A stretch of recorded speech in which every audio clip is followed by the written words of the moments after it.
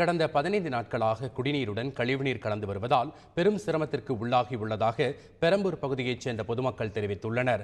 திருவிக நகர் சட்டமன்ற தொகுதிக்கு உட்பட்ட 70வது வார்டு பகுதியில் 5000த்திற்கும் மேற்பட்டோர் வசித்து வருகின்றனர்.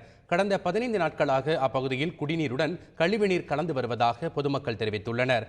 குடிநீர் துர்நாற்றத்துடன் மஞ்சள் நிறத்தில் வருவதால் அதை குளிப்பதற்கு கூட பயன்படுத்த முடியவில்லை என்று அப்பகுதி மக்கள் கூறியுள்ளனர்.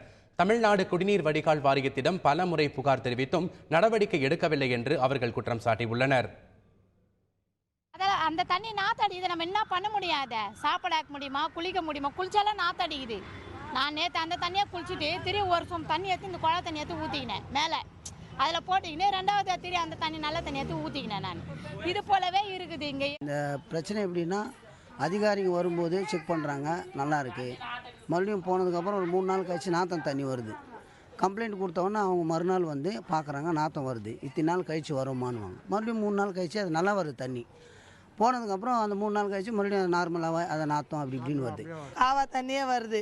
எந்த சொன்னாலும் எதுவும் கேட்கறதில்ல. வந்து அது என்ன சுண்ணாம்பு ஊற்றுனாங்க, ஒரு நாள் நல்லா வந்துச்சு, மறுநாள் அப்படியே தான் வருது.